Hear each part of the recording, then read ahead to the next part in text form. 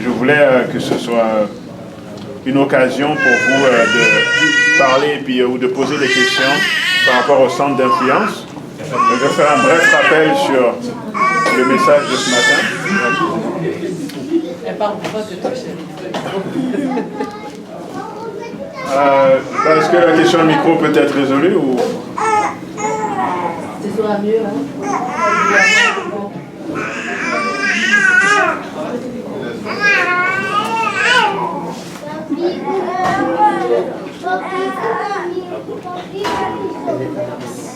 Je vais attendre d'avoir un micro. Ça va être plus simple.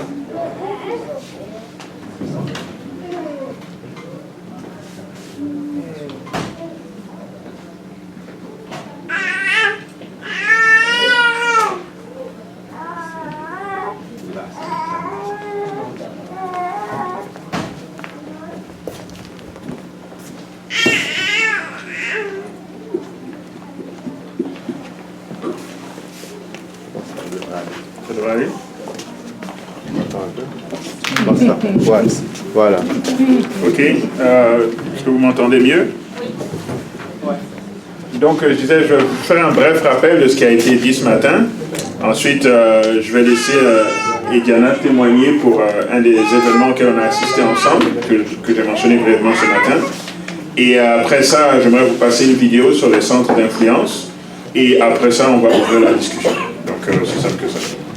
Alors, comme on l'a vu dans le message ce matin, Jésus passait la majorité de son temps dans le ministère à guérir les gens, à vraiment soulager les gens dans leurs besoins et non pas à prêcher seulement. Pour le temps de la fin, comment est-ce que Dieu veut que l'on fasse ça? C'est en ayant, oui, des églises, mais en ayant associé à des églises, des centres où nous offrons aux gens des services dont ils ont besoin. L'œuvre adventiste est plus large que juste le cadre de l'église. Et ce qu'on disait ce matin, c'est qu'on a fait des efforts, beaucoup d'efforts au Québec. Ézéchiel va. On fait beaucoup d'efforts au Québec pour bâtir des églises, pour fonder des églises, pour ouvrir des groupes, et c'est très bien, Dieu veut que l'on fasse ça. Mais ce n'est pas complet, ce n'est pas l'ensemble de la chose, ok? Donc, les centres d'influence, juste te rappelle, ce matin, j'ai mis ce tableau qui montre un peu l'œuvre, comment est-ce que l'œuvre adventiste doit se faire avec le message qui a été donné. Donc, pour ceux qui étaient là ce matin, tant mieux. Pour ceux qui arrivent, c'est comme c'est nouveau. Pour ceux qui étaient là, c'est un rappel. Mais dans le fond, vous avez en haut la campagne et en bas, vous avez la ville. En tant qu'adventiste 7e jour, on n'est pas censé demeurer dans les villes. Vous savez ça? Ce n'était pas le plan de Dieu. Si vous regardez, par exemple, simple d'Abraham, lorsqu'il s'est séparé de Lot, on dit que Lot est allé vers Sodome. Vous voyez ça et la suite. Puis Abraham est resté dans la campagne et vous savez la suite. Qui est-ce qui a été l'autre?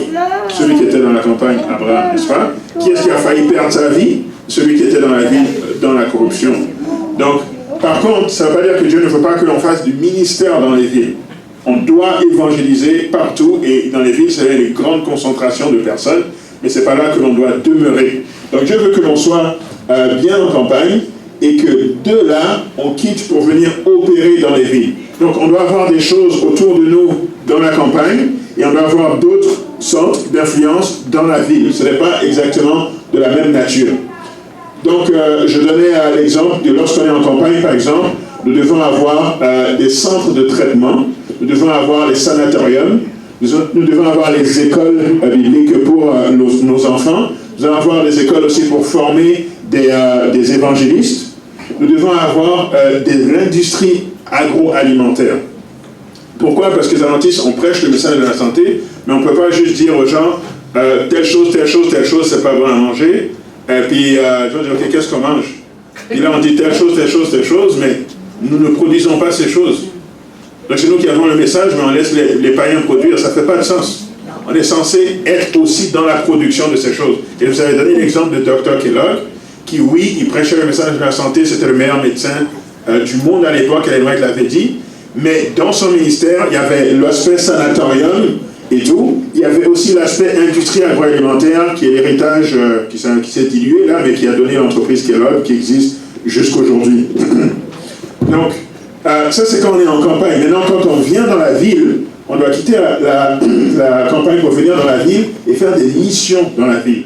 Donc, dans la ville, on doit avoir des églises, comme ici, parce que si on invite les gens à adorer, la majorité des gens qui n'ont pas notre message et qui ne croient pas forcément à cette vie en campagne, ils habitent dans la ville, donc il faut qu'ils viennent adorer ici, et nous, on vient adorer avec eux pour les éduquer dans le Seigneur.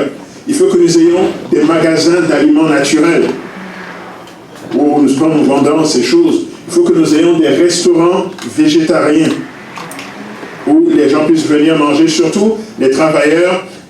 Si on avait par exemple des bons restaurants végétariens au centre-ville, où vous avez toutes ces grandes tours, les travailleurs descendent, ils ont quoi, 30-45 minutes pour manger. Donc s'ils pouvaient arriver quelque part, ils ne se posent pas la question, ils savent que c'est santé, c'est végétarien, pas trop de sel, pas trop de sucre, les trucs adventistes, et ils remontent. Ça, c'est un excellent moyen de toucher les gens. Et quand, devant votre restaurant, maintenant, vous faites une publicité pour une campagne d'évangélisation, les gens vont venir, pas parce que c'est écrit campagne d'évangélisation, mais disent, ici, la bouffe est vraiment santé. Laisse-moi aller voir qu'est-ce que ces gens ont d'autre à dire. Et là, ils viennent et ils découvrent le Seigneur. C'est ça, la méthode. Nous devons avoir des séminaires sur la santé, des séminaires bibliques, donc les campagnes d'évangélisation et tout. Nous devons avoir aussi des écoles qui ont une mission plus, des écoles missionnaires, parce que c'est plus pour toucher les non-adventistes que de toucher les adventistes, parce que les écoles plus pour les adventistes, c'est censé être en campagne et non pas dans la ville. Et donc c'est ça, en gros, ce qui résume l'œuvre. Donc ça, c'est le plan général que Dieu a donné. En pause, on dit en anglais, mais que je montre, on parle du centre d'influence. Ok. Je vais vous donner l'exemple ce matin de Sam Yoke, n'est-ce pas, pour ceux qui n'étaient pas là.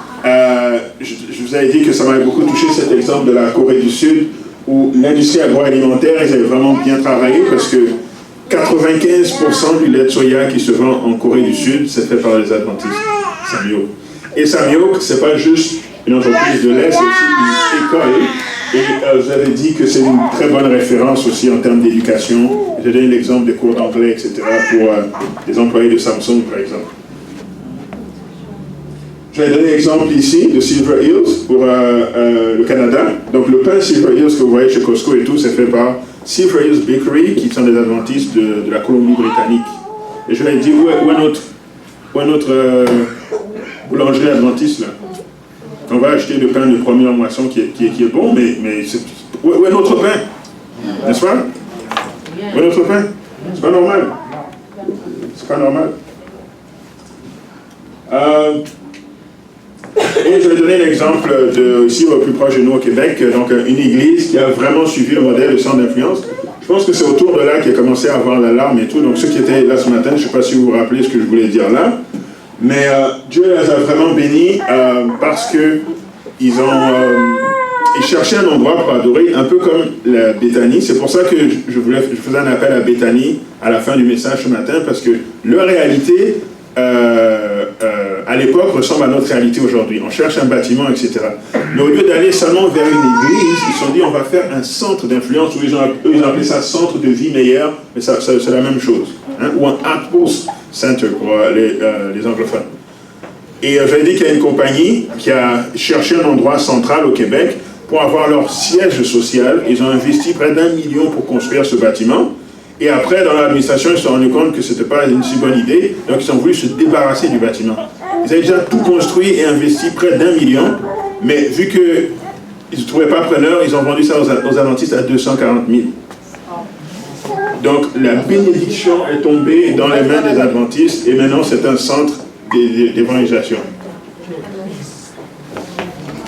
Quelle surprise est-ce que Dieu a pour nous aussi pour Béthanie? Maintenant c'est la question à se poser. Mais maintenant, si vous voulez vraiment être béni, parce que n'oubliez pas, c'est Dieu qui fait les choses, n'est-ce pas? Donc la meilleure manière de s'assurer que Dieu bénisse, c'est de marcher dans sa volonté. Maintenant, le but du message de ce matin, c'est pour montrer que sa volonté, là, c'est qu'on impacte les villes, pas seulement par le culte, mais par les services qu'on offre. Donc, je me disais que c'était important d'aller dans la direction d'un centre d'influence et de revoir qu'est-ce que Dieu peut faire. Aussi, je vous ai dit qu'il y a un support au niveau de la conférence générale. Donc, si l'église Béthanie bâtit un projet de centre d'influence, Elle doit le faire approuver par la Fédé. Voici, on veut faire un centre d'influence.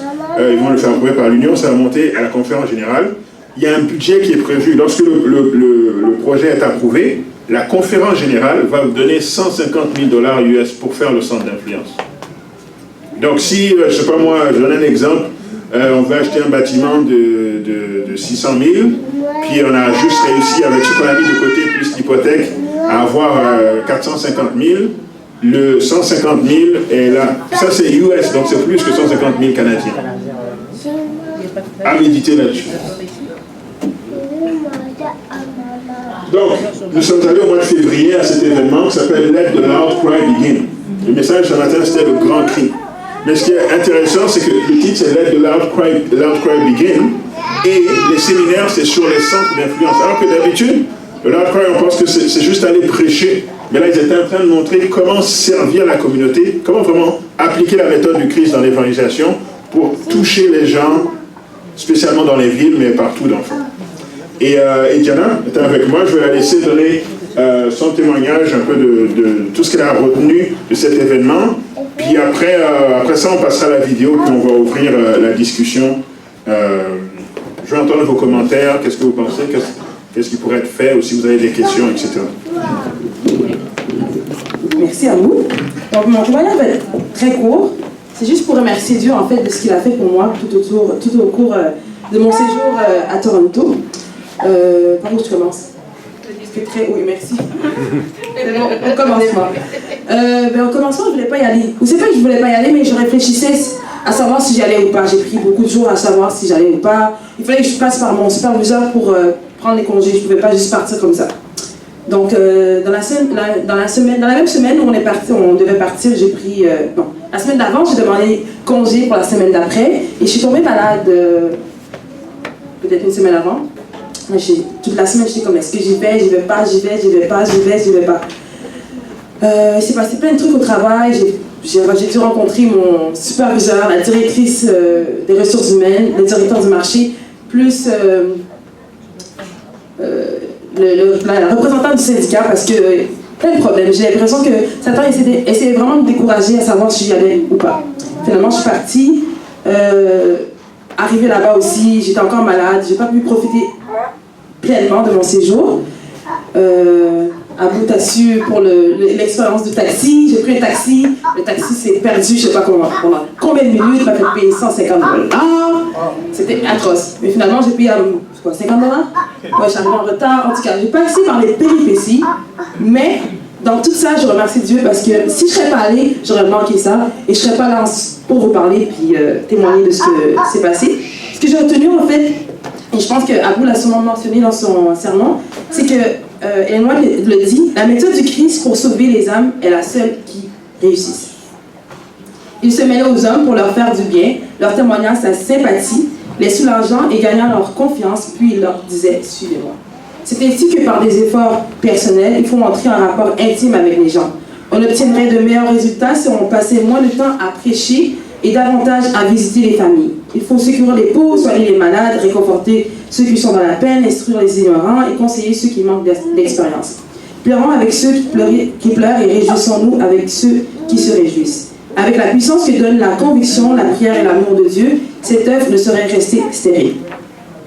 Est-ce que vous pouvez me dire qu'est-ce que vous avez retenu du sermon de Abou aujourd'hui, en un point? Il faut guérir. Guérir, Amos. Non, c'est pas Amos, c'est Azar, merci. On peut faire plus que ce qu'on fait maintenant. Ok, super, parfait. Est-ce que vous vous souvenez en fait de la lecture de l'offertoire du 14 avril? Ça suffit. Ok, je vais vous le relire, ça m'a touché parce que c'est exactement ce qu'ils ont suivi. Ça dit en Bulgarie que Antonia et sa sœur Sylvia de Sofia en Bulgarie ont longtemps rêvé de créer un cadre agréable, hospitalier, où elles pourraient sensibiliser les gens à se faire des amis pour Jésus. Inspirées par le commandement de Jésus d'être le sel de la terre, elles mirent en place le Salted Coffee, café salé, dans leur ville natale. Celui qui combine un café, un bar à jus et une boulangerie avec une bibliothèque et une librairie chrétienne, ainsi qu'un lieu de rendez-vous pour des événements sociaux. De belles affiches font apparaître des textes bibliques qui encouragent et inspirent les clients alors qu'une équipe pastorale présente des sujets bibliques, anime des cours de cuisine ou des séminaires sur les relations. Nous voulons suivre l'exemple de Jésus de se mêler aux gens en répondant à leurs besoins et alors seulement les inviter à un voyage avec Dieu, déclara Sylvia.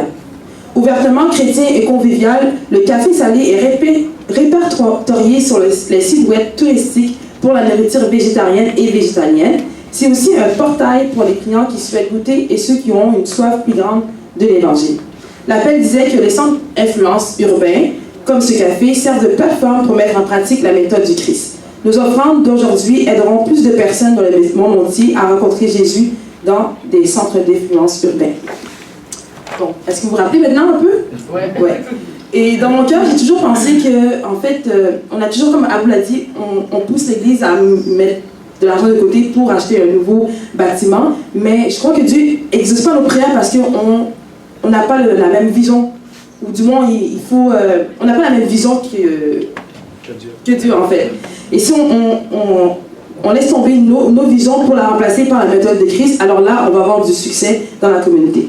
Donc, on va poursuivre avec la vidéo. Justement, si vous avez des commentaires ou d'autres questions pour approfondir le sujet, vous êtes libres.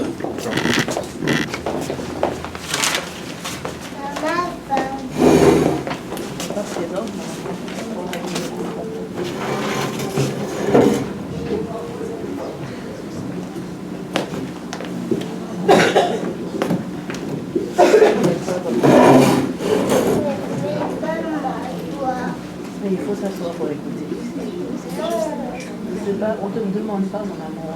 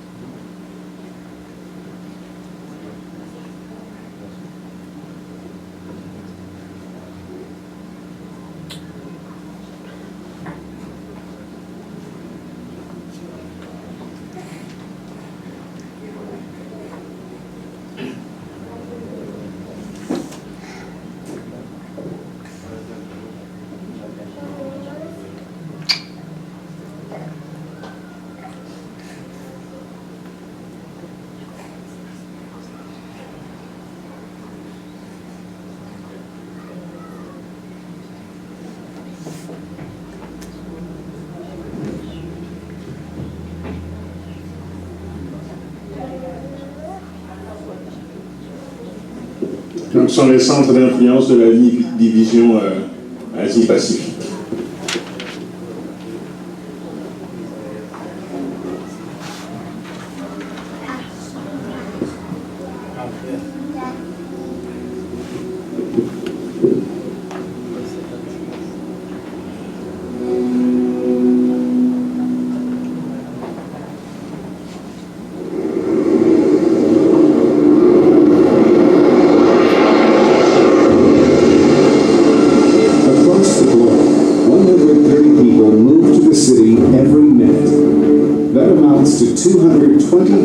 People a day and 70 million people a year. Half of the world population now lives in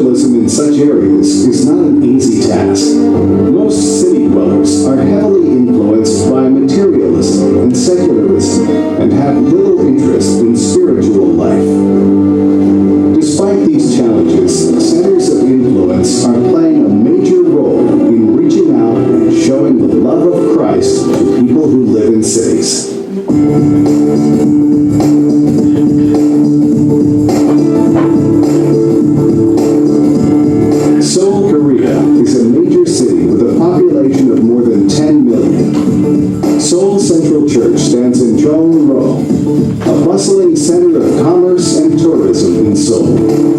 A church with an average attendance of 600 people.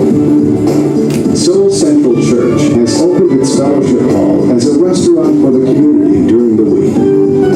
Workers from government offices and businesses frequent the church for lunch. Through word of mouth, the healthy and tasty food has become well known in the area, and more than 200 people visit the restaurant daily. The church hired 6 full-time workers, in addition to volunteers, to work for the church restaurant. The church has also become well known in the community as an accessible, friendly, and comfortable place, and the hall is frequently rented out for alumni meetings and even for non-Adventist pastors' meetings. After his morning schedule, Pastor Park Sung-il comes down to the restaurant to meet the customers and visitors. A portion of the income earned through the restaurant is used for charity purposes to help the poor in the community. The money is also used to feed senior citizens on Sabbaths. Around 300 senior citizens visit the church weekly to attend the worship service and to enjoy the free lunch provided by the church. By serving the elderly, the church baptized more than 40 senior citizens last year.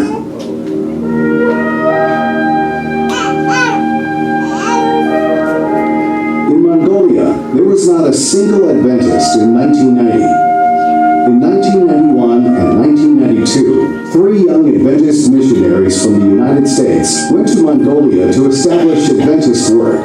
And today, a little more than 20 years later, there are almost 2,000 Adventists in Mongolia. An English institute was started to reach the younger generation of Mongolians. Last year, 32 people accepted Jesus through the English Institute.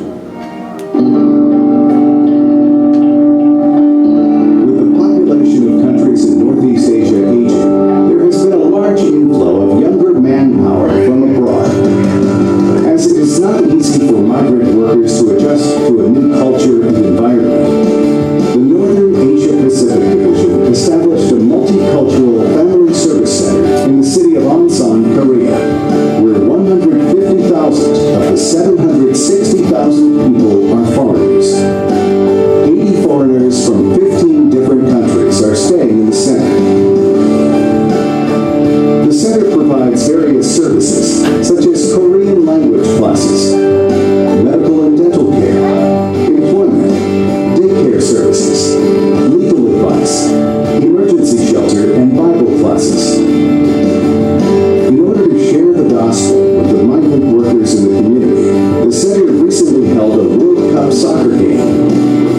Nearly 1,000 people from 12 countries participated in the game. They enjoyed the Christian fellowship and the program. 145 migrant workers and family members have been baptized through this center. Many who have accepted Christ have returned home and have been sharing Jesus in their home countries. Sister Zhong Li is from China.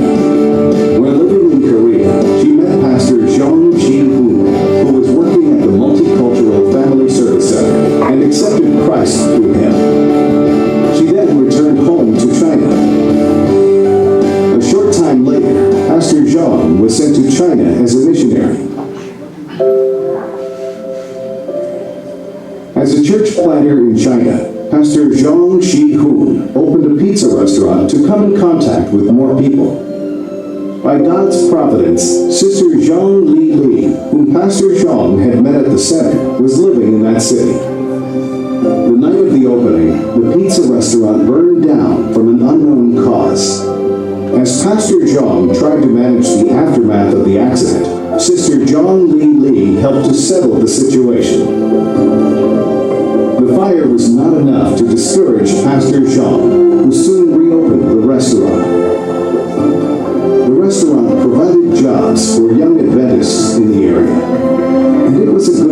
employees to develop friendships with the customers. The profit from the business was used to support 3 global mission pioneers in planting churches.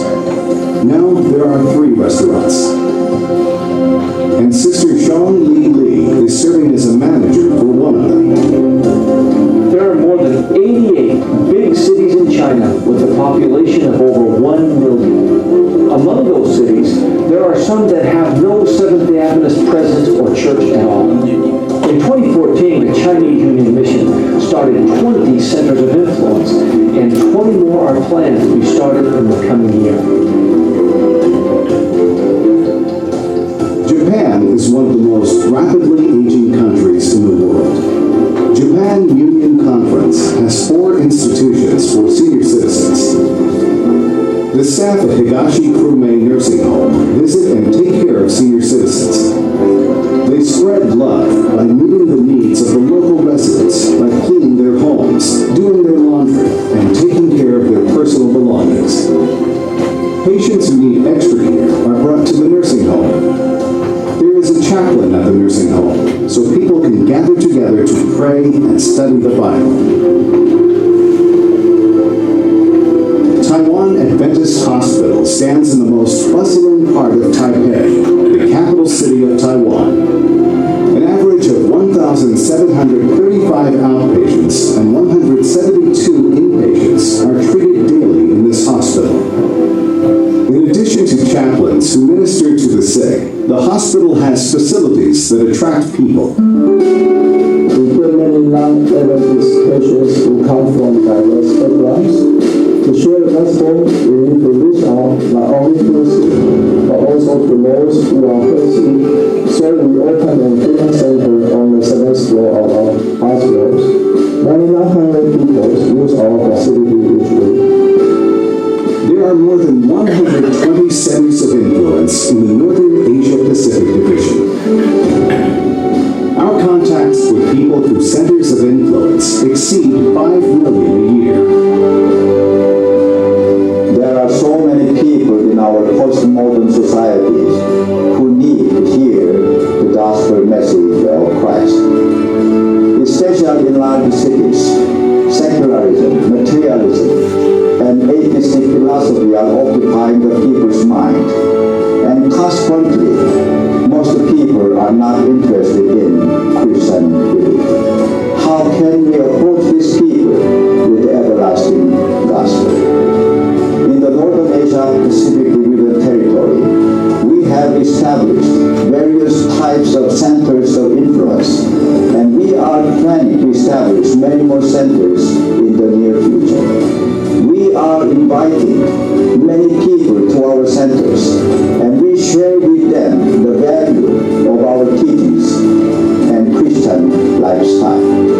This is a way, I'm sure, that we can effectively approach the people with the message of Jesus Christ. The purpose of these centers of influence is to share the aroma of Christ by meeting people's felt needs and reaching out to a secular and materialistic generation who are not interested in coming to church.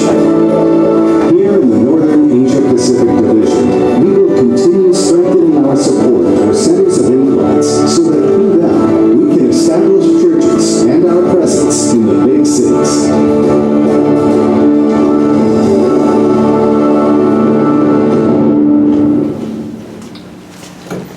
Ok, merci beaucoup. Alors, bon, pour ceux qui ne parlent pas anglais, je peux faire un bref résumé. Donc, on a parlé des principaux pays. Le premier, c'était la Corée. On a parlé de la Corée du Sud. Donc, vous avez vu, il y a plusieurs projets qu'ils ont mentionné, le centre d'influence en Corée. L'un d'eux, c'était tout simplement une église, mais qui a ouvert un restaurant. Vous avez compris ça? Et 200 personnes fréquentent le restaurant chaque jour. Et on me dit c'est des travailleurs, les professionnels qui sont juste à côté de l'église qui viennent, et ça c'est un moyen pour eux de toucher ces gens et d'en baptiser. C'est comme ça qu'ils viennent en contact avec l'église. On a dit aussi que le sabbat Ezo, il y a 300 personnes qui mangent chaque sabbat là-bas gratuitement, non-adventistes. On a montré aussi que c'est un endroit où il y a d'autres services qui sont offerts. On avait parlé d'un centre culturel toujours de Corée du Sud où il y a des soins dentaires qui sont donnés, des conseils juridiques, j'ai oublié d'autres consultations médicales, des consultations médicales, etc. Donc, toutes sortes de besoins reliés à la société. Et on a mentionné aussi en Chine le pasteur qui a ouvert un restaurant, n'est-ce pas, pour que les gens fréquentaient, et ça donnait de l'emploi aux jeunes adventistes, et le profit du restaurant servait à financer l'œuvre en Chine. Ouais, vous voyez l'esprit missionnaire derrière la chose. Puis ils ont donné l'exemple du Japon, avec ce grand centre de santé pour personnes âgées, qui aidait aussi à toucher la communauté. Et un des exemples les plus puissants aussi, c'est qu'ils ont donné l'exemple de Taïwan. Vous avez vu l'hôpital qui a comme la taille de l'hôpital juif ici, avec tous les derniers matériels technologiques possibles. Et les gens viennent et reçoivent toutes sortes de traitements. Donc, nous, on va à l'hôpital juif se faire traiter, on va à l'hôpital juif pour travailler ou à un autre hôpital. C'est vrai? Donc, maintenant, on ouvre la discussion. Est-ce que vous pensez de tout ça? Je veux dire quelque chose?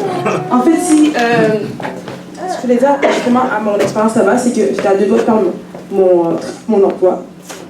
Mais je réfléchissais, j'étais comme si j'avais à perdre mon emploi, j'aurais été encore plus contente parce que le temps, l'énergie, les talents et l'argent, s'il y a une chose que je dois investir, c'est dans la méthode du Christ. C'est la seule, comme Ellen White nous dit, qui fonctionne. Donc, si vous avez du temps, du talent, de l'argent, de l'énergie, la méthode du Christ. Questions, commentaires? Pourquoi? La discussion est ouverte. Pas tout le monde en même temps.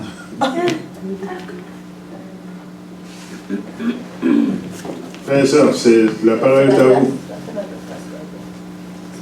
Oui.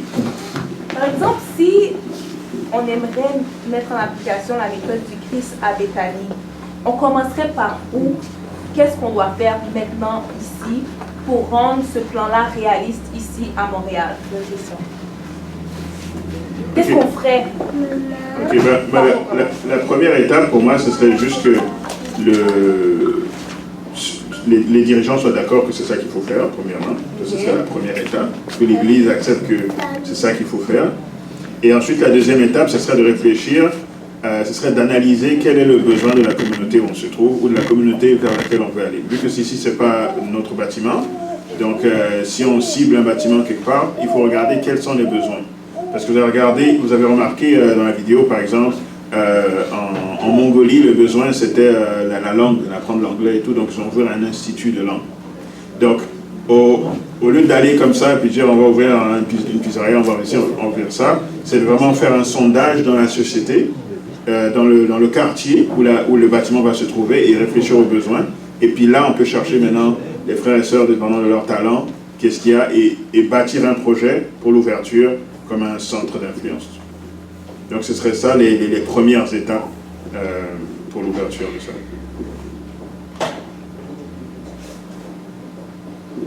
Est-ce que c'est clair pour toi, Claudia? Oui, c'était très clair.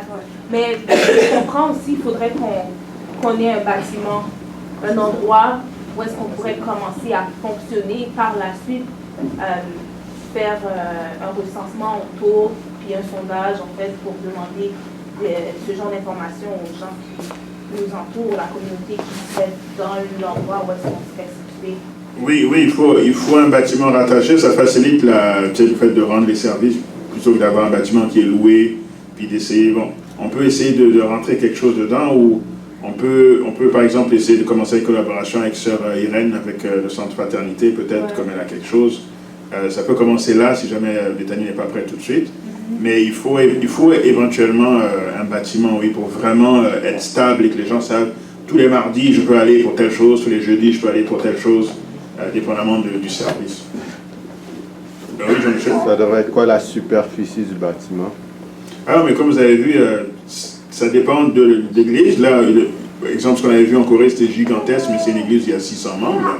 On ne va pas se comparer à eux. Ou ça peut être tout petit. La pizzeria, vous avez vu, c'était comme un casse-croûte, là. Donc, ça dépend vraiment de qui lance le projet, quels sont les moyens.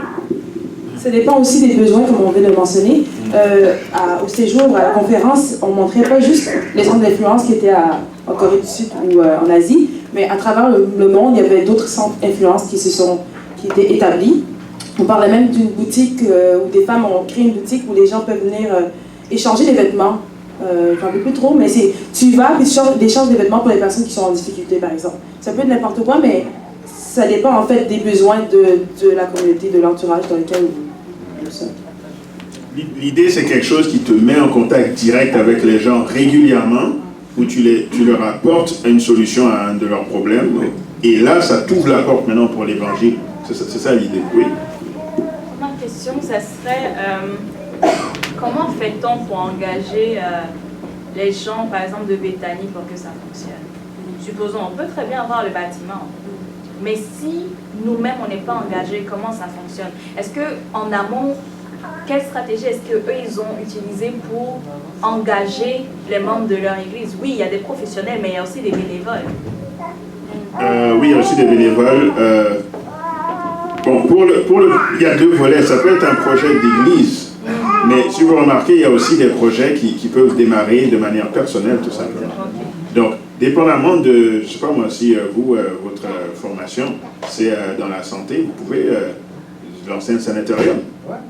C'est pas obligé d'être un projet d'église. Maintenant, après, vous pouvez, vu des membres de Bethany, par exemple, aller chercher des membres de Bethany pour vous aider dans le sanatorium. Et ça devient un centre d'influence en lien avec l'église, sans forcément que ce soit la propriété de l'église, tu vois ce que je veux dire? Donc, là, on a pris, c'est sûr que la majorité des exemples qu'ils ont donnés, c'est des exemples vraiment institutionnels. Donc, je sais pas que dans leur comité, comment ils sont arrivés à la conclusion qu'il faut faire ça, comment ils ont débloqué les fonds pour ouvrir ces gigantesques hôpitaux, je sais pas. Mais ce n'est pas obligé d'être d'église, pardon, ça peut être une initiative personnelle, privée, pour Dieu. Ok. Oui. Oui. En fait, ce que je voulais dire, peut-être Frère Jean-Michel va m'accompagner un peu dans ce que je veux dire peut-être à la fin, c'est que nous, ça fait peut-être environ 3 ans de cela, Frère Jean-Michel, parce qu'on a déjà fait à peu près 2 années de cela. Bon, ça va être notre 3e année. On peut dire qu'on a une deuxième année. On a eu 3 éditions du projet Fleury, si c'est ça que tu parles. On en a eu une en juin, une en septembre. Là, c'est notre 3e en juin, 4e en septembre. Mais je pense qu'on fait 2 fois par année. On le fait déjà. Non. C'est qu'on a commencé l'année en 2017, c'est ça? Avec des paquets cadeaux. C'est ça, mais 2017, mais c'était notre première.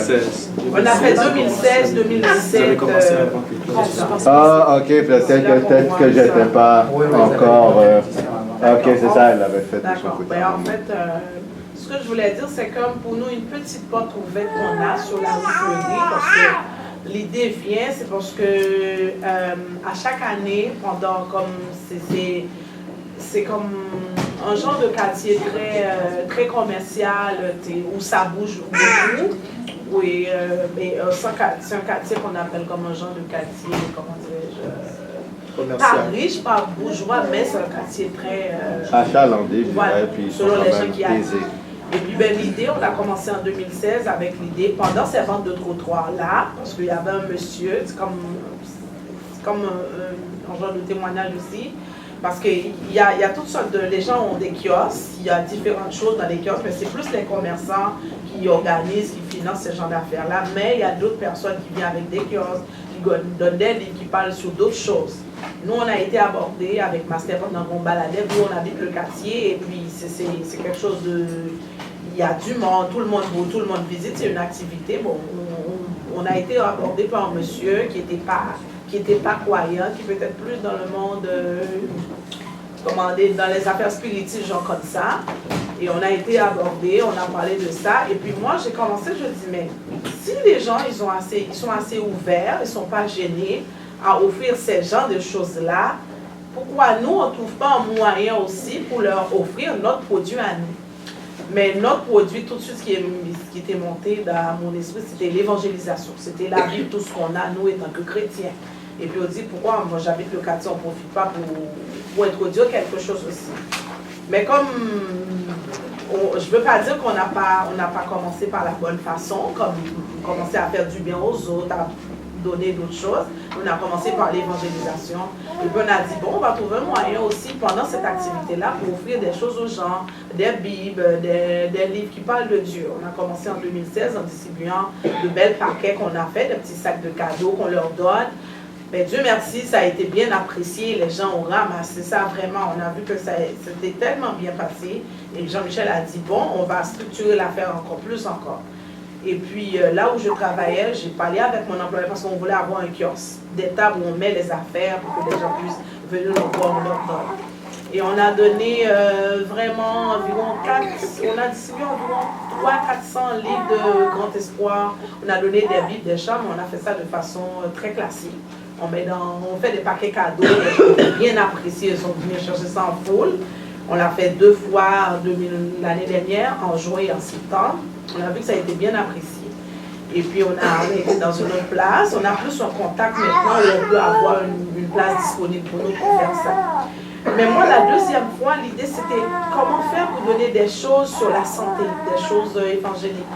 Mais je me suis abordée à des personnes qui pourraient me donner des choses comme ça, qui pourraient quand même tenir comme un genre de kiosque pour donner des conseils, des choses comme ça, où je voulais avoir des choses qui parlent sur comment arrêter de fumer des affaires, mais j'ai rien trouvé. J'ai frappé pas mal de portes. J'ai rien trouvé comme support, comme accompagnement, des choses où je peux rajouter, parce que moi l'idée, c'était pas de donner à 100% que les choses, les bibles ou les affaires comme ça, mais c'était de rentrer ça là. Mais ça n'a pas marché, mais on a dit, tant de ne rien faire, vaut mieux quand même introduire les bibles. On a fait le travail d'évangélisation par la grâce de Dieu. Mais cette année, comme j'avais dit d'avance avec Frère Jean-Michel, parce que lui, il prend toujours d'avance, on planifie les choses, on dit, bon, cette année, on va donner moins de Grand Espoir, on va continuer à donner des bibles, un peu, selon ce qu'on a, mais on va donner les livres, les stocks qu'on va donner cette année, pour le mois de juin, là, c'est les mieux-être. C'est ça, bien-être? Les livres de bien-être de Mark Finley. Les livres de Mark Finley, c'est ce qu'on va donner. Mais on aimerait, à côté de donner ça, mais accompagner ça, comme je vous dis, là, ça va être là peut-être ma question, ou l'idée que je cherche, c'est que on va donner ça. Pour nous, c'est une petite porte ouverte qu'on a à chaque année qu'il y a cette activité-là sur la rue Fleury, et sur la rue Fleury, c'est 22 trottoirs-là, qu'on puisse faire quelque chose, non seulement d'évangélisation, mais quelque chose sur la santé, pour présenter quelque chose de façon concrète. C'est quoi l'idée que vous pouvez nous donner? Comment aussi on peut tous mettre la main à la pâte, les connaissances, tout ce qu'on a pour quand même faire profiter de cette activité-là, autre que d'évangéliser, mais quand même pour apporter autre chose par rapport au message adventiste, par rapport... C'est ça, où est-ce qu'on peut aller chercher des ressources? Qu'est-ce que vous avez, vous, comme ressources à mettre avec nous, avec Jean-Michel? On sait qu'on a déjà parlé avec Ediana, qui a des idées peut-être pour faire quelque chose. Cette semaine, je vais rencontrer la personne au niveau de la mairie qui coordonne ces activités-là. Je dois aller le rencontrer pour réserver la place pour nous. Je vais profiter en guillemets de lui poser la question, c'est quoi le besoin vraiment? Jean-Michel, on peut poser cette question-là. Bien que c'est plus les commerces, mais puisqu'on a eu la chance d'avoir un kiosque, d'avoir nos tables, d'avoir des affaires, on peut apporter, mais dans ce cas, est-ce qu'on peut avoir, pas offrir de la nourriture, mais juste une petite affaire, comment dire, une petite dégustation, quelque chose peut-être qui va frapper, qui va attirer un peu plus, parce que c'est vrai, avec beaucoup de prières, Dieu a fait que les gens étaient attirés par nos livres, par nos Bibles, c'est vrai, il y a des gens qui ont boudé quand même l'affaire de donner des Bibles, de ça, ils ont dit non, merci, il y en a vraiment, ça a été bien apprécié, mais je pense que si on vient avec des affaires, des conseils sur la santé, des dégustations, des choses, je pense que ça va être plus apprécié. Je veux dire, c'est bien, mais moi je classe ça dans l'évangélisation. C'est vraiment, tu apportes du matériel aux gens, comme tu dis, Bible ou quelque chose sur la santé, etc. Là, on regarde plus comment tu rends un service de base qui n'a rien à voir avec parler de Dieu directement. Tu vois ce que je veux dire? Qui fait que après, parce que tu as su, comme Jésus, il guérit les gens, il n'a pas dit repentez-vous, quoi, il a juste guéri les gens. Et après, maintenant, parce que les gens voient que tu as répondu à leurs besoins, ils vont maintenant t'écouter sur les autres choses, et c'est là que tu introduis l'évangile. Tu vois, dans l'exemple que tu donnes, tu introduis tout de suite l'évangile. C'est ce que je te dis, parce qu'au début, on n'avait pas d'autre option. On voulait dire, bon, Oui. la possibilité est offerte à nous, on veut quand même faire quelque chose. Mais moi, j'aimerais bien, ça fait depuis l'année dernière, ça travaille dans ma tête. Oui. J'aimerais prendre une pause, tout ce qui est Bible, tout ce qui est évangélisation, mais d'entrer comme. Si j'ai pas encore les ressources qu'il faut pour ce mois de juin, mais septembre et l'année dernière, les 2 autres années, et ainsi de suite, rentrer d'autres choses, comme tu dis là. Oui, mais c'est ça. Et si tu donnes des trucs sur la santé, tu sais, il y a plein de matériel. Maintenant, la majorité sont en anglais, mais ils ont traduit beaucoup de Glo, par exemple, qui sont en français, où tu as des trucs sur la santé et tout. Et c'est de l'évangélisation, c'est bien, c'est très bien, il faut le faire. Mais là, j'essaye de voir qu'est-ce qu'on peut faire qui est vraiment service. Oui. Parce que même si tu donnes un truc sur la santé, c'est encore, tiens, tu vois ce que je veux dire? C'est pas de quoi tu as besoin, laisse-moi t'aider. Est-ce que tu vois la différence? Oui. Mais est-ce que l'idée de Diana est bon? Parce que tu avais parlé d'une chaise massante ou des affaires Oui, parce qu'on a eu l'expérience avec Jaffa, on avait fait Mission Québec, et à Québec justement, on avait fait une exposition santé avec les 8 lois de la santé. Donc ça a permis en fait justement de rester en combat. Je ne sais pas pour Ludovic si ça fait partie de cet événement, mais ça permet d'établir un contact continu avec la personne. Quand on donne des clients de Jésus vous aime, là, après on reste plus en contact avec les personnes elle fait son chemin, on la retrouve plus. Et c'est comme, c'est pas que c'est pas bon l'évangélisation, c'est que justement, quand on emploie ces méthodes-là, mais il n'y a pas de contact qui se fait, il n'y a rien, il n'y a pas de contact humain, puis on perd l'individu. Tandis que si on commence avec les besoins de la personne, un service comme des centres d'influence ou autre, la personne va toujours revenir parce qu'il y a un contact qui se fait, un service à la clientèle qui se fait, qui est impeccable. La personne elle revient parce qu'elle est contente de nous voir, par exemple, ou la nourriture elle est bonne, le service est adéquat. Elle va pouvoir revenir et à ce moment-là, on peut intégrer justement l'évangile. Mais ça peut commencer par là aussi, parce que c'est pour ça que je dis il y a une porte ouverte. Je vois la possibilité. Et surtout là où ça se situe, là, je vois il y a plein de possibilités pour que, comme Jean-Michel, il travaille toujours, il tient ça à cœur, il dit c'est un moyen de nous faire connaître. C'est un moyen, et on commence, c'est vrai, parce que là, il faut voir que ça fait 2 ou 3 années, suivi, les gens nous voient là, dans cette rue à chaque période. Et ce serait quoi le service qui viendrait après? Mais c'est ça, je vous demande qu'est-ce que... Après là, on va pouvoir se mettre à côté puis prendre des idées et tout là. Mais j'avais parlé justement de la chaise massante qui est un service. La statue. La statue aussi pourrait aider, mais là à ce moment-là, ça c'est... Tom, je lance ça à vous vraiment, mais venez nous voir, nous apporter des idées, des choses. Ok. Alors, je vais commencer avec Ruben Anthony, parce que Ruben a une question. Ruben, et puis c'était Ruben avec... après ça va être Natacha, après ça va être Ludovic et frère. Jérôme, merci. Alors, oui, Ruben. Ok, bonjour Arbo. Bonjour Ruben. Bonjour. Comme question... Oui, bonjour tout le monde. Comme question, c'est venu dans ma tête. Qu'est-ce qu'on peut dire à des gens qui, comme ils ont leur travail, travaillent déjà peut-être soit comme infirmier ou comme comptable, comme toi, mais moi je peux être genre de centre d'influence où je suis, à la place que je travaille, mais je n'ai pas vraiment besoin de m'engager dans un centre d'influence. Là, tu parles des gens qui sont de l'église? Je peux répondre à la question. L'église, ouais, exactement. Okay. Tu veux dire quelque chose, Ronnie? Je vais répondre à la question. Je vais répondre à la question parce que ma réponse à la question va être aussi une question que je voulais poser. Dans le sens que, admettons que moi je travaille à l'hôpital, je ne peux pas être un centre d'influence. Un centre, c'est tout un ensemble de choses. Une personne en soi, c'est comme une personne peut influencer, mais une personne n'est pas un centre d'influence. Donc ça revient à la question que moi je voulais vous poser. Pouvez-vous définir encore plus ce que c'est une centre d'influence de manière justement à éviter qu'on aille dans des tangentes comme ça? Tu vois, pour moi, c'était pas une tangente, c'est pas. It's not that I didn't understand what a center of influence was.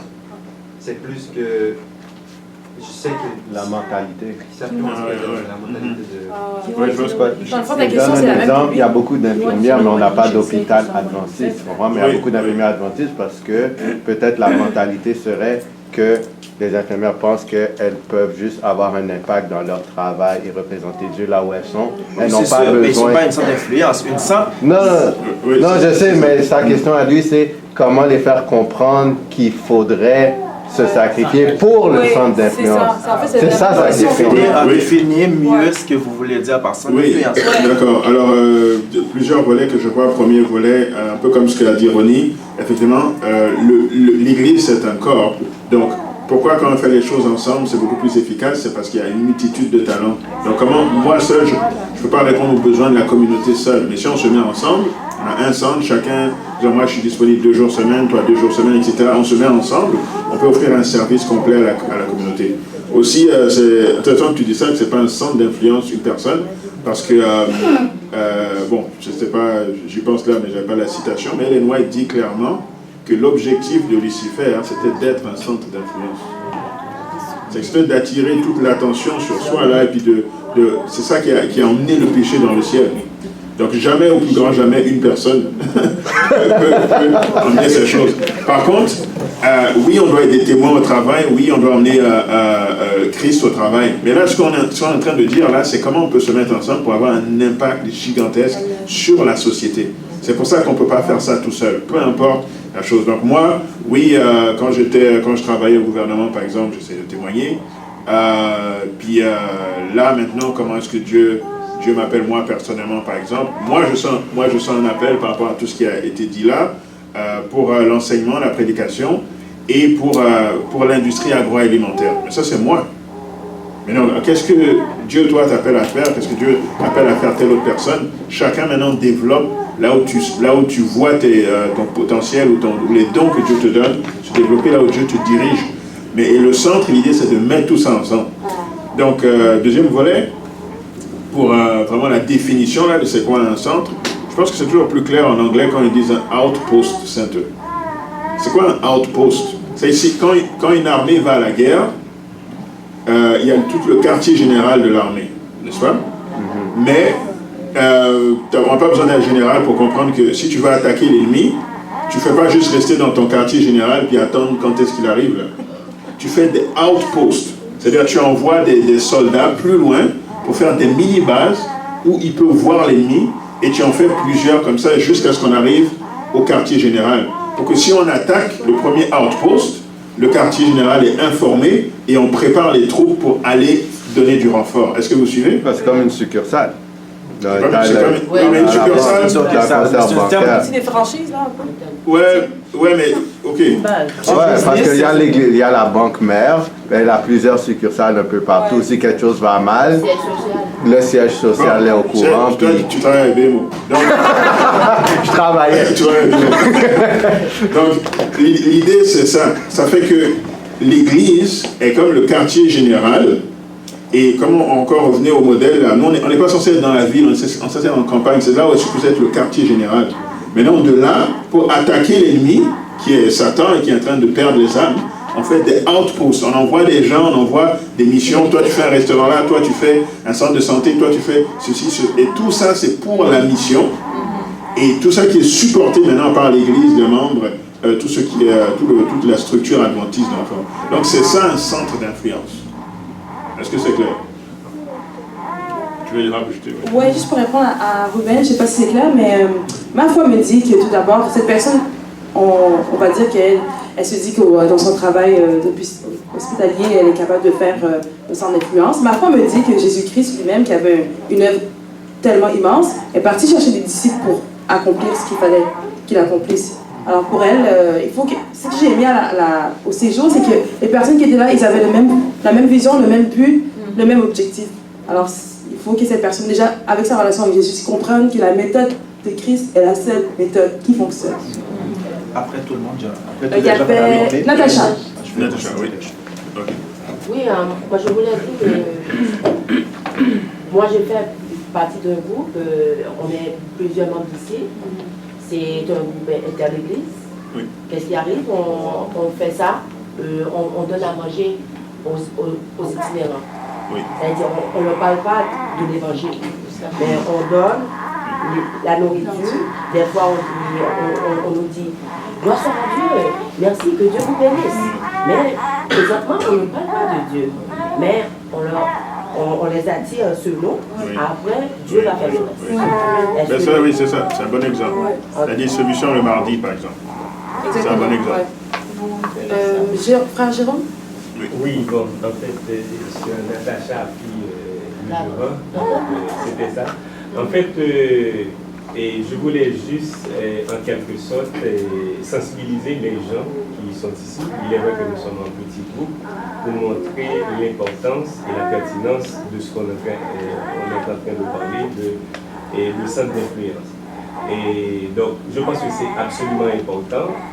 Et j'ai fait aussi, je l'ai dit souvent, j'ai fait aussi une expérience que je voudrais partager aussi avec vous.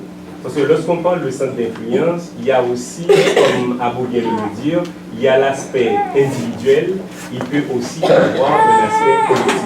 C'est de la même manière qu'on est informé, quand on parle de ministère personnel, ça peut concerner, on dit ministère personnel, ça peut concerner une personne, de même ça peut concerner tout un département, un ensemble de gens.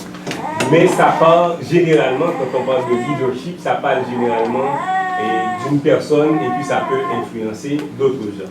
J'ai fait deux expériences que je vais partager avec vous. Premièrement, c'est que lorsque j'ai été en Haïti, j'ai été toujours un salarié par exemple. Okay?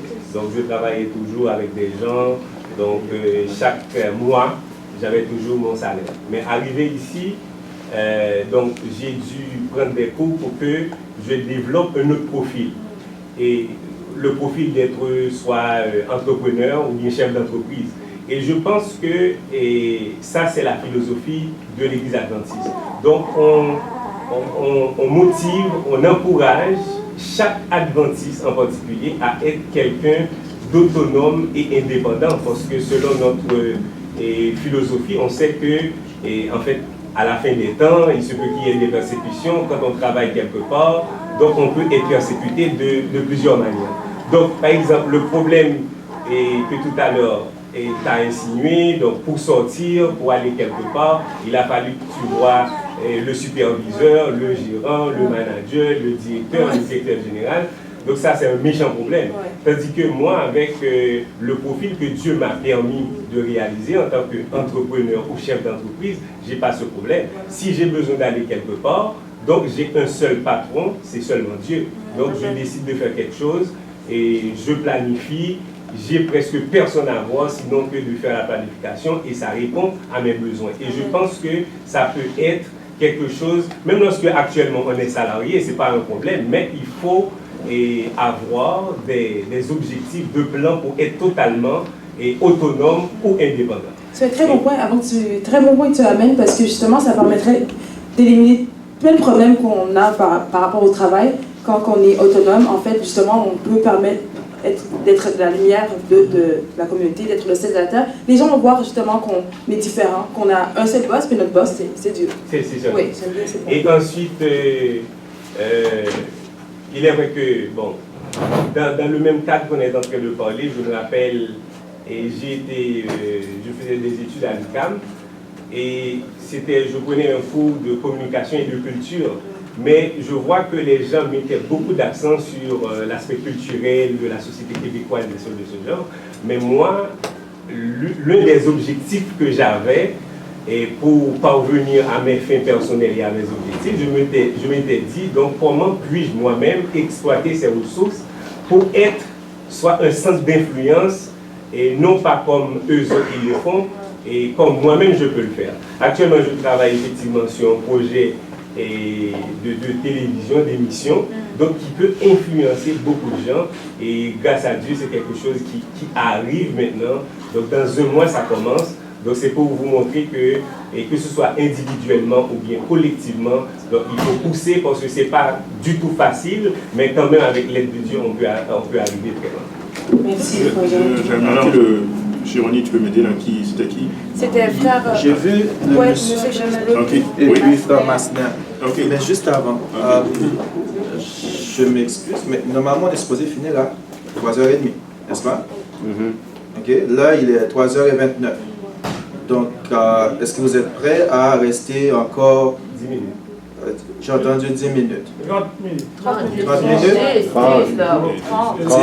Tu peux partir si tu veux. 10 plus 30, ça fait 40. Divisé par 2, ça fait 20. Donc on reste.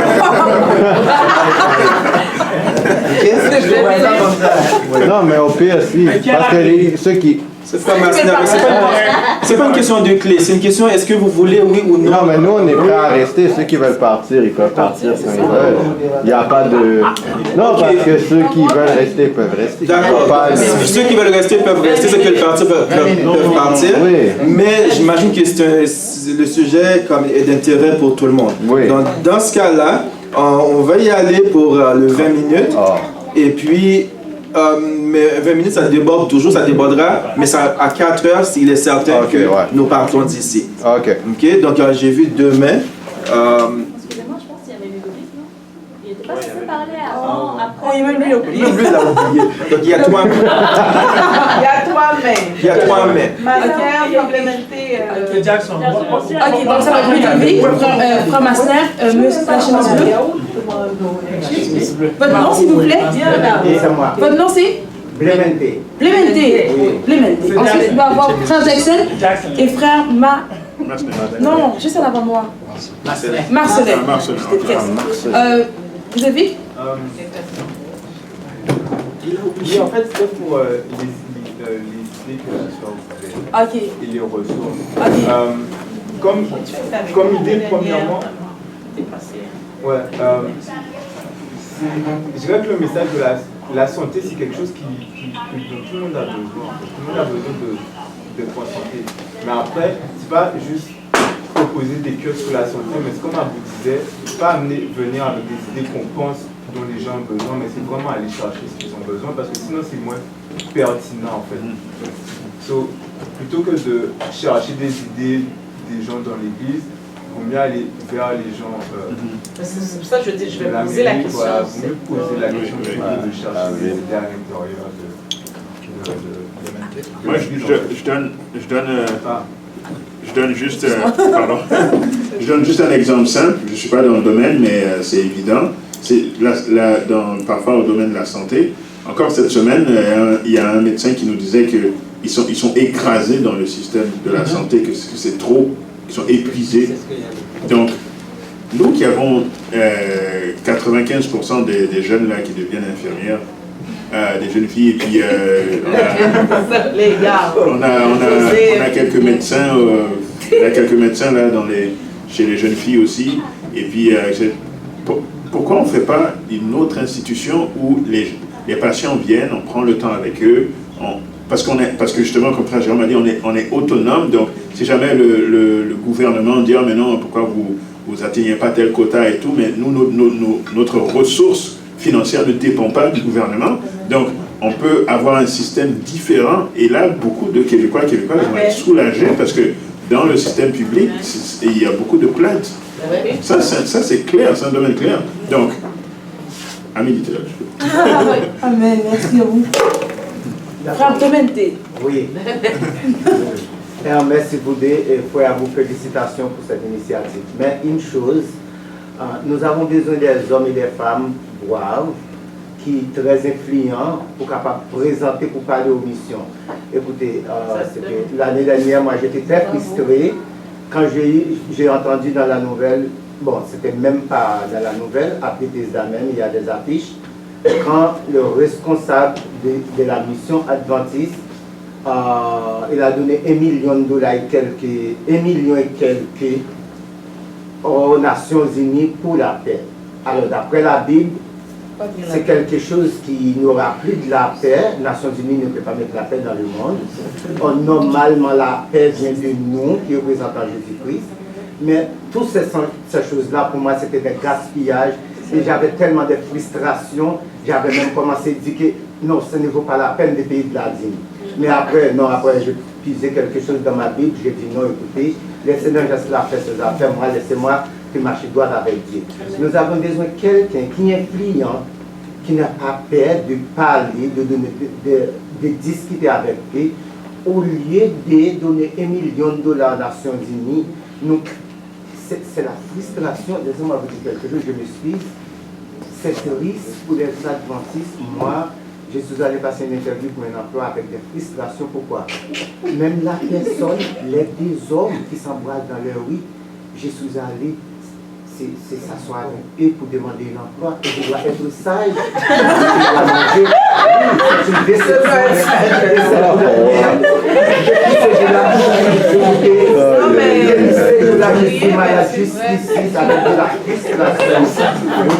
C'est la frustration.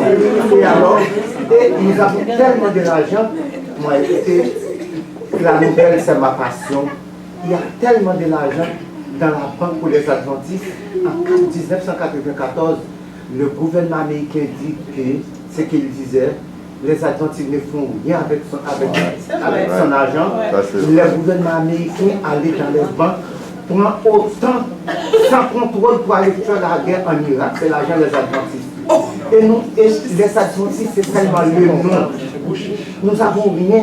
Il n'y en a pas même un petit magasin pour acheter de la nourriture. Écoutez, moi, je suis vegan, comme on dit, végétalien en français. Écoutez, pour aller là-bas, à chez Métro, c'est triste. Mais si c'est nous les adventistes, nous avons quelque chose à sauver, à sauvegarder. Il y a toujours des spéciaux pour aider les gens à se nourrir. C'est triste. Mais par toute cette initiative, nous avons quelqu'un qui n'a pas fait ça pour discuter avec eux. C'est vrai, vous êtes pasteur, c'est vrai, je le respecte pour vous, mais il ne faut pas gaspiller de l'argent dans de mauvaises conditions. Par exemple, une chose, oui, nous avons besoin pour aller chercher quelqu'un au dehors. Mais laissez-moi vous dire quelque chose. J'aime évangéliser, parce que Dieu a fait beaucoup de choses pour moi.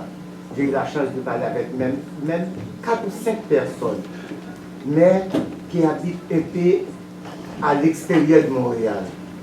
Mais parmi toutes les églises adventistes haïtiennes à Montréal, il n'y en a pas une petite vanne pour aller chercher 5 personnes le samedi pour amener à l'église.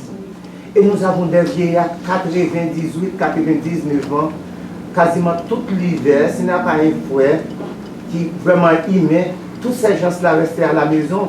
Écoutez, à 98, 99 ans, 95 ans, ces gens-là sont faibles pour se lutter avec 40-45 cm de neige. Et même l'église, je m'excuse, je ne viens pas pour parler pour blesser personne. Mais écoutez, c'est ma façon, ma langue ne reste jamais dans mes poches. Oui, c'est comme ça, c'est ça. Même l'église elle-même dépenser de l'argent dans de mauvaises conditions. C'est inacceptable. Mais frère Berente, puisque vous avez dit que votre langue ne reste jamais dans votre poche, vous devez être la première personne qui va aller voir ces personnes-là. Ok, bien, merci bien. D'accord. Mais écoutez bien. Et c'est parce que normalement dans les passés, on dit que l'église adventiste n'a pas. C'est l'église de Jésus-Christ. Quand il s'agit de quelqu'un d'adventiste, il peut prendre la parole. Mais normalement, mon nom, c'est à l'église Central Edmonton. C'est-à-dire, je viens à l'église, mais je ne suis pas membre de cette église. Et je sais comment la communauté se fonctionne de nos jours. Et j'ai des preuves concrètes. Un pasteur a menacé quelqu'un de la police parce qu'il a pris la parole. Et moi, personnellement, je ne veux pas que ça m'arrive. Parce que je vais se fâcher. Si ça m'arrive, je ne veux pas perdre mon contrôle et je ne veux pas laisser d'église pour personne. Mais c'est mieux de prendre la parole dans une petite communauté comme ça, quand Dieu a poussé à bout, de donner la possibilité à toutes les gens de se parler. Mais bon, beaucoup de points que vous avez dit, je pense que la solution, je comprends, vous avez parlé beaucoup de frustration, c'est un mot qui est revenu souvent. Il faut voir quelle initiative vous pouvez avoir à votre niveau, au niveau local, parce que ça ne sert à rien pour moi ou pour vous de regarder qu'est-ce que fait la NAD ou qu'est-ce que fait la conférence générale.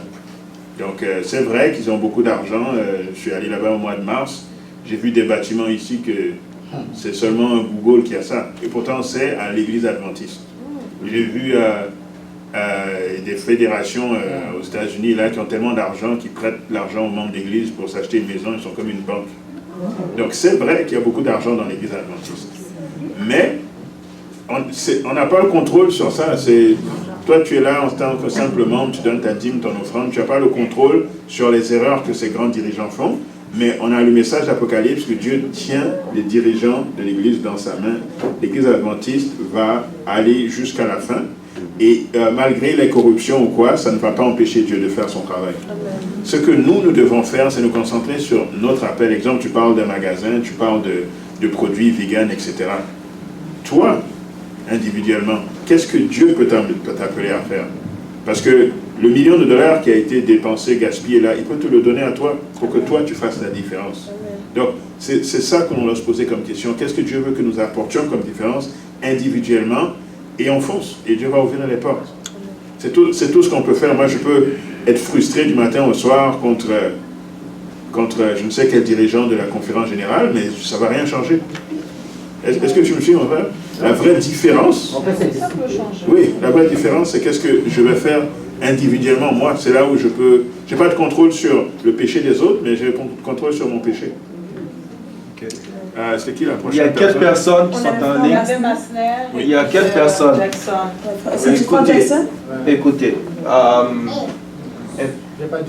condensez ce que vous voulez dire. Il reste 20 minutes, donc il y a 4 personnes qu'on aimerait entendre. Alors, je pense qu'en gros, on a touché tout ce que je voulais dire, mais c'est parce qu'au départ, quand Claudia avait posé la question, à vous, tu disais il faut que les dirigeants soient d'accord. Je pense que la réalité nous prouve qu'il nous faut un autre leadership que le leadership des dirigeants. Parce que si on attend sur les dirigeants, rien ne va se passer. Oui, mais t'es dirigeant? Non. Pas à mon niveau. Pas à mon niveau. Ah, ok. Pas à mon niveau. Je pense que ça prend un autre leadership au niveau local, en quelque sorte. Donc, moi, je suis quelqu'un de concret. Je pense que ça fait plusieurs fois que cette discussion, on a déjà parlé. Et il est une réalité qui a des besoins. Et vous avez cité un domaine tout à l'heure, la santé. Oui, il y a des besoins. Et il y a pas mal de professionnels de la santé au niveau des adventistes. Donc maintenant, il nous faut tout simplement un leadership local pour prendre les choses en main, pour mettre quelque chose en place. Donc les besoins sont là, donc les professionnels sont là, maintenant il nous faut un leader. Okay. Faut pas que les dirigeants soient d'accord, si on attend sur les dirigeants, ça ne va pas marcher. Donc il faut nous-mêmes qu'on avance. Merci, Frère Bastien. Frère Jackson? Oui. C'est vrai, nous sommes dans une situation, comme Frère Bastien avait dit, que nous sommes en mode de mobilisation. Notre campagne, c'est pour bientôt. Là, nous sommes en train de penser pour l'avenir, quelque chose va venir dans 10 ans, dans 5 ans, dans je ne sais pas. Mais qu'est-ce qu'on peut faire concrètement pour réussir notre campagne de mobilisation dans 3 mois? Qu'est-ce qu'on peut faire concrètement? Qu'est-ce qu'on peut matérialiser pour réussir notre campagne de mobilisation? Tu vois, c'est intéressant que tu donnes cet exemple. C'est sûr, tu peux faire les sorties missionnaires, tu peux faire ci et ça. Mais l'exemple, le sommet où on est allé, c'était organisé par Il est écrit Canada, It is Written Canada. Et il travaille justement en collaboration avec des centres d'influence. Avant que, bon, c'est plus Marc Finlay là, mais avant que Chris Holland, c'est lui le directeur de It is Written Canada, avant qu'il se présente quelque part pour faire une campagne d'évangélisation, l'église et la zone où il va faire doivent se préparer 2 ans d'avance. Pendant 2 ans, ils vont offrir des services à la communauté. Ils vont guérir les malades, faire le l'aide aux devoirs. Ils vont parler un peu de Jésus. Ils avaient donné l'exemple qu'ils avaient utilisé lorsqu'il y avait eu le film La Passion du Christ qui était sorti. Ils avaient utilisé ça lorsqu'il y avait eu le film sur Desmond Ford qui est sorti. Ils avaient utilisé ça. Donc pendant 2 ans, ils vont répondre aux besoins de la communauté. Et ils vont faire des petits groupes qui vont étudier la Bible pendant comme 1 an, n'est-ce pas? Et maintenant, quand on se rapproche de la campagne d'évangélisation, vous avez 400, 500 personnes à qui on a répondu à leurs besoins. Il y en a là-dedans un 150 peut-être qui a commencé à étudier la Bible. Et on leur dit qu'il y a une campagne d'évangélisation. Ils arrivent, Chris Holland prêche, c'est 70 baptêmes. Est-ce que vous comprenez? Mais nous, on dit, campagne d'évangélisation là, dans temps. On n'a rien fait, on n'a pas répondu aux besoins de la communauté. Et on monte, on prêche, et nos enfants se baptisent. Mais c'est normal, parce que c'est à eux. C'est eux, on les a nourris pendant des années. Eux, on les a emmenés à l'école. Est-ce qu'on les a aidés pour les devoirs? On a répondu à leurs besoins. Donc eux, ils se baptisent. Mais les gens qui sont dans la communauté, on n'a rien fait. Est-ce que je ne veux pas être insultant, quoi. Moi-même, j'ai fait ça. Je suis coupable de ça aussi. Je ne suis pas en train de blâmer qui que ce soit. J'ai fait ça pendant des années pour ceux qui me connaissent. Donc, c'est maintenant que je commence à prendre conscience. Comment est-ce que ces gens-là ont un tel succès? C'est parce qu'ils appliquent cette méthode qui est dans la Bible, dans l'esprit prophétique, qu'on a complètement oublié. On ne doit pas faire de campagne avant de se préparer. Regardez la campagne d'évaluation de la Pentecôte. C'était 3 ans de ministère. C'est pas parce que c'est pas seulement parce que le Saint-Esprit était sur Pierre et qu'il parlait tellement bien que les gens ont donné leur cœur à Jésus. C'est parce que ce qu'il disait était en lien avec ce que Jésus et les disciples ont fait pendant 3 ans et demi. Ils ont répondu aux besoins de la communauté à Jérusalem, c'était tous les miracles et tout. Et maintenant, c'était comme une campagne d'évangélisation. Et maintenant, il y a la récolte des âmes. Est-ce que tu suis? Donc, 3 mois, c'est trop court. D'ailleurs, IT Canada devait venir au Québec, il devait aller à la ville de Québec. L'Union avait débloqué 200 000 $ pour aller évangéliser la ville de Québec avec Chris Olin. Ils ont parlé avec la fédération et tout, puis ils ont dit, ok, vous n'êtes pas prêts, ça n'a rien qu'on vienne. Vous n'êtes pas prêts. Donc ils ont reporté le projet, je ne sais pas c'est quand qu'ils vont le faire, mais parce qu'eux, ils comprennent que ça prend beaucoup de préparation pour que ce soit efficace. Bon. Tania veut répondre à la question aussi. Il y avait le devis que j'ai vu en premier, Tania, je suis désolée. Tu veux dire quelque chose? Je veux répondre en fait à sa question. Ok, je pensais que le devis voulait répondre, j'ai vu ta main. Ouais, bah j'ai levé la main pour répondre à la question? Ouais. Ok. Pour dire un peu ce qu'Abou a dit en fait. Ouais. Que tu dois te préparer bien avant 3 mois. Puis on a même. Excusez-moi. J'ai le même problème dans mon église aussi. Excusez-moi, émotion. C'est bien avant 3 mois, mais dans notre préparation, on a devant nous 3 mois. Concrètement, qu'est-ce qu'on peut faire? Je vais te répondre. Concrètement, qu'est-ce que tu peux faire? Demain, cette semaine, la soeur va voir quelqu'un à la mairie. Elle va lui poser des questions. Qu'est-ce que la communauté a besoin? Et à partir de là, vous répondez à ce besoin-là précisément. Mais il ne faut pas non plus s'attendre à ce que beaucoup de personnes viennent ou quoi que ce soit. L'année dernière, dans mon église, c'est 2 semaines avant, on est allé distribuer des tracts. J'ai l'impression de faire du travail pour rien, en fait. C'est inutile. Après, il y avait qui de personne. Donc, cette année-ci, vous avez 3 mois, mais pensez déjà à l'année prochaine et à l'année d'après, en fait. Donc, pour ce que vous devez faire, je ne sais pas, préparer en fonction des réponses dont vous avez cette semaine avec la discussion avec la sœur. Préparez en fonction des réponses dont vous avez, préparez-vous pour répondre aux besoins des personnes qui sont au moins à 500 mètres aux alentours. On n'allait pas à des kilomètres, mais au moins 1 kilomètre, 500 mètres, c'est déjà pas mal. Tania. Merci. Donc, 3 mois avant la prochaine campagne d'évangélisation, on a déjà le centre fraternité qui œuvre beaucoup. Moi, je pense que ça serait un bon canal pour 3 mois. 3 mois, c'est court et le centre est déjà établi. Le centre, si vous ne connaissez pas, il est en face de Bethesda, il n'est pas trop loin d'ici. En voiture, quoi, 5 minutes, en autobus, je ne sais pas trop. Mais il n'est pas trop loin. Je pense quand même qu'en parlant avec Sœur Irène, tu peux déjà avoir comme un léger sondage de c'est quoi les besoins de la communauté autour. Et avec ça, on peut quand même attaquer. Si c'est l'aide aux devoirs pour les enfants ou d'autres choses, je sais qu'elle fait de la distribution de nourriture. Qu'est-ce qu'on fait concrètement avec ça? Je pense qu'une alliance avec Sœur Irène pour cette fois-ci et le centre, ça pourrait aider pour les 3 prochains mois. On n'a plus beaucoup de temps. Donc on a encore 2 personnes qui voulaient prendre la parole. Je ne sais pas si Sœur Denise veut toujours prendre la parole. Non, je vais pas. Et ensuite, il y a Frère Marcelin qui avait levé la main et finalement, ce sera Frère Ronnie.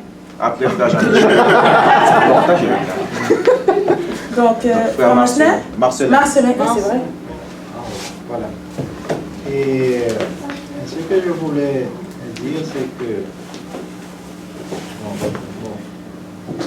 et là, par exemple, on avait parlé avant de venir à mon commentaire, cette question, Et je ne savais pas maintenant si l'Église adventiste avait donné maintenant $1 million maintenant aux Nations Unies. Je ne savais pas ça. Et je remercie le frère pour cette information. Et d'autant encore, c'est plein de choses qui se passent. Quelle autre chose qui avait passé? Donc, il ne faut pas faire maintenant des commentaires qui ne contribuent pas à la croissance des gens au point de vue spirituel, mais au contraire qui peuvent l'aider à abandonner l'Église. Il faut éviter ça, frères et sœurs. Donc, en dépit des défauts maintenant des dirigeants, maintenant et les vertus, donc il ne faut pas décourager les frères pour maintenant décourager les gens pour abandonner l'Église.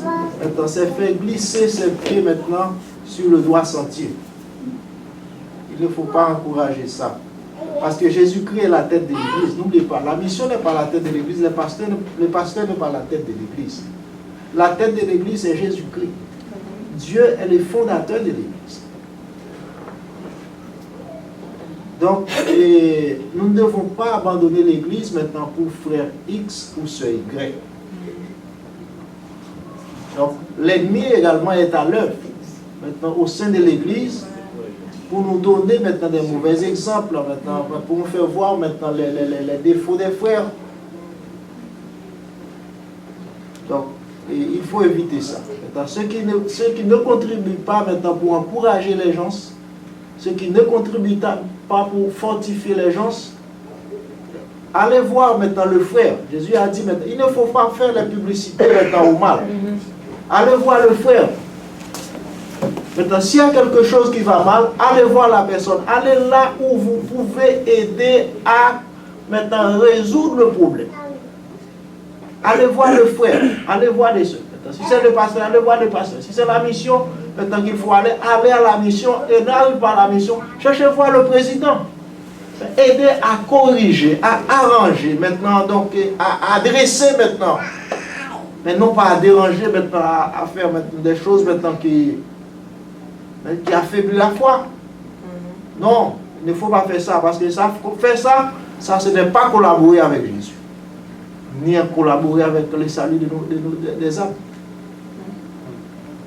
Ok, donc, moi je dis que, par exemple, maintenant,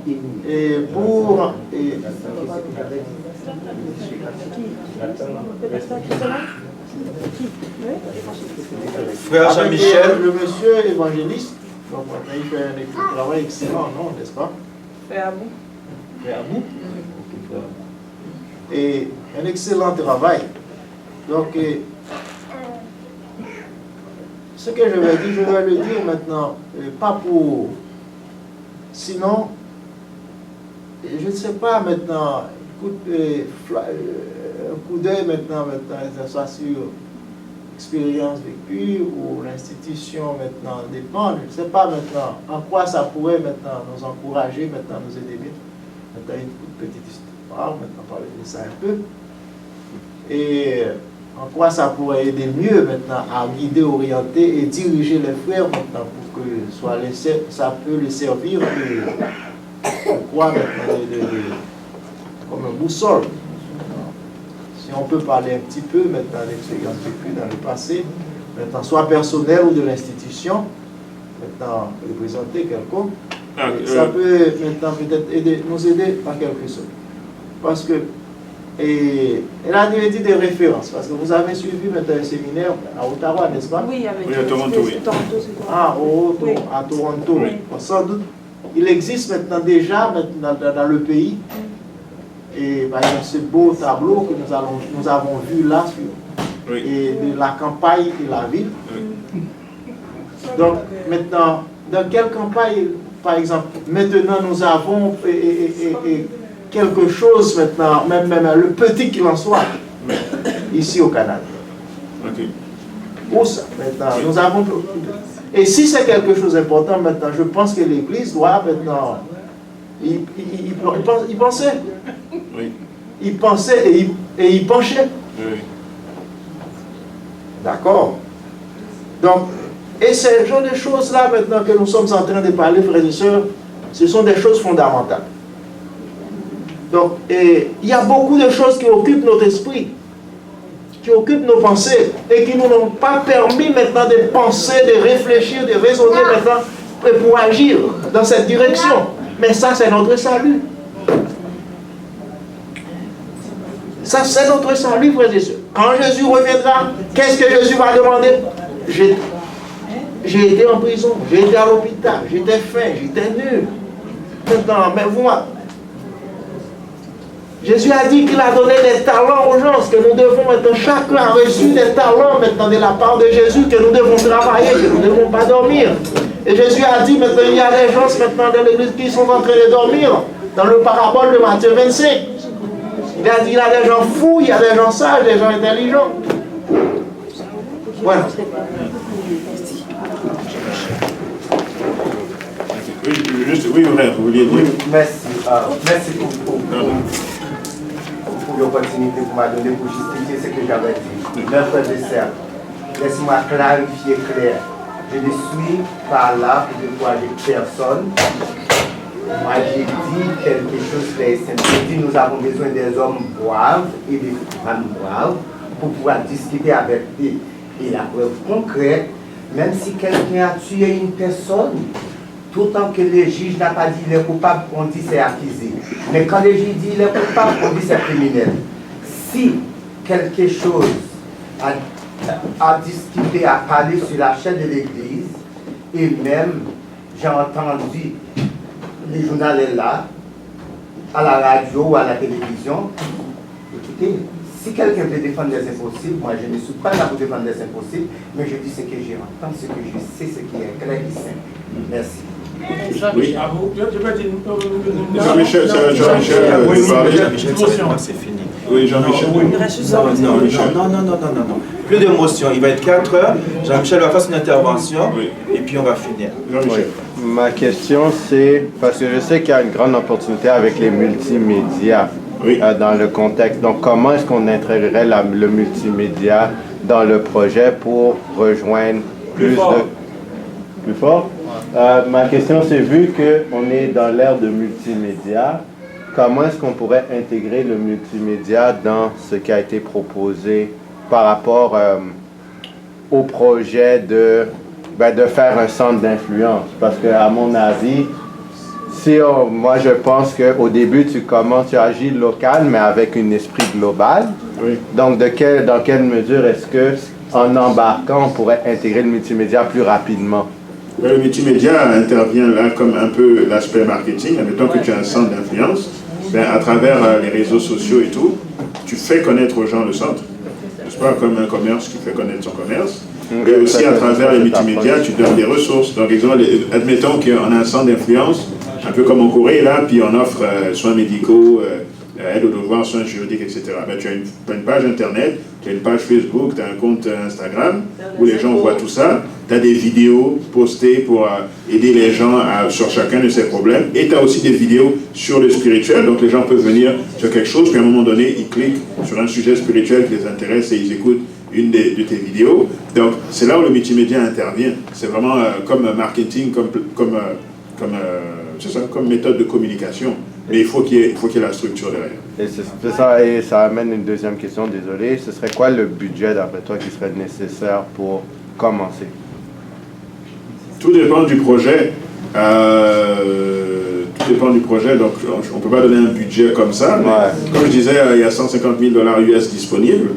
Je ne sais pas maintenant c'est quoi les règles exactement. Est-ce qu'il faut que toi aussi tu aies l'équivalent de 150 000 pour que tu donnes... Ce que je sais, c'est que le 150 000 c'est réparti sur 3 ans. Donc ils vont te donner 50 000 première année, 50 000 deuxième, 50 000 troisième. Mais ça peut être très bien, par exemple, pour t'aider à payer le loyer de l'année, de l'endroit que vous allez choisir, ou de vous aider à faire la rénovation, etc. etc. Donc, voici la chose. Pour le frère, je voulais juste finir là, pour la vie en campagne, tout ça peut être l'objet d'un autre message, mais effectivement, on doit prier en tant qu'Adventiste 7e jour pour que Dieu nous permette de quitter les villes et d'être dans des endroits en campagne comme Jésus-Christ et Jean-Baptiste l'était, pour pouvoir ensuite venir à la ville faire un ministère. C'est pas pour rien qu'on dit que Jésus se retirait à Béthanie, n'est-ce pas? Pour ensuite venir à Jérusalem faire leur ministère et ils ne restaient pas à Jérusalem. Donc, oui, il fait des chroniques. À moi. Pardon? Oui, c'était pour répondre à... Ben, ça, c'était ma conclusion. Ok. Je sais pas si... Non, Donc, ce n'est pas ça que j'avais dit. Puisqu'on a la conclusion, je dirais qu'aujourd'hui, je ne prends plus d'émotion, je suis désolé. Je dirais qu'aujourd'hui, on a touché le sujet. On va revenir le mois prochain. En tout cas, moi, je travaillais pour revenir avec le même sujet. Moi, personnellement, j'avais beaucoup de choses à dire, mais je vais le garder pour le mois prochain. Et je vous invite aussi à réfléchir, à cogiter dessus, à mettre vos idées sur papier.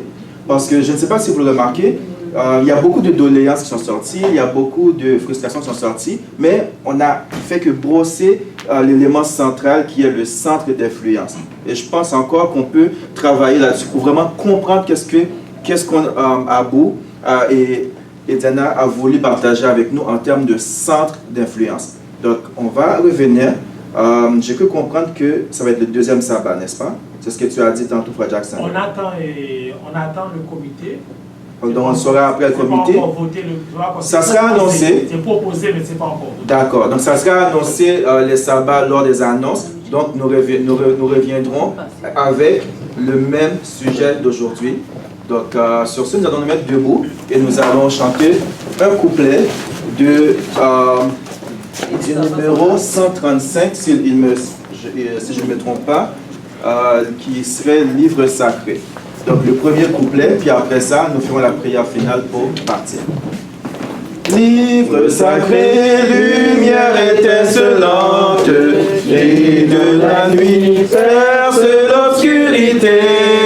Révèle à tous ta beauté rayonnante, et dans les cœurs fais briller ta clarté. Libre divin, ô céleste message de vérité, de justice et d'amour, conduis mes pas dans le pèlerinage, ouvert le ciel, j'avance chaque jour. Courbons la tête pour la prière finale. Seigneur, nous te disons merci parce que dans ton amour, tu nous as permis en tant que tes serviteurs d'être là cet après-midi. Seigneur, si nous sommes là, c'est parce que nous avons à cœur, nous voulons te servir, Seigneur, comme il est digne de le faire. Seigneur, nous te prions et te disons merci pour notre frère Abou et notre sœur Diana qui nous ont apporté, Seigneur, cette nouvelle interprétation, cette nouvelle compréhension qui est dans ta parole, cette manière de travailler. Seigneur, ce que nous avons vu aujourd'hui, nous devons maintenant aller et méditer et voir comment est-ce que maintenant nous allons mettre cela en pratique. Oui, certes, la méditation va être sur un point personnel, sur un point de vue personnel, mais Seigneur, nous devons revenir et dans l'unité trouver comment travailler en tant que corps du Christ. Seigneur a créé cet outil de travail au sein de notre communauté à Ahuntsic et au sein de notre province, le Québec, Seigneur. Faire que, Seigneur, que nous puissions, lorsque nous partirons d'ici, être orientés, bien orientés dans notre esprit pour savoir exactement où est-ce que nous allons nous diriger et mieux approfondir et mieux comprendre, Seigneur, l'évangélisation à laquelle que tu nous appelles.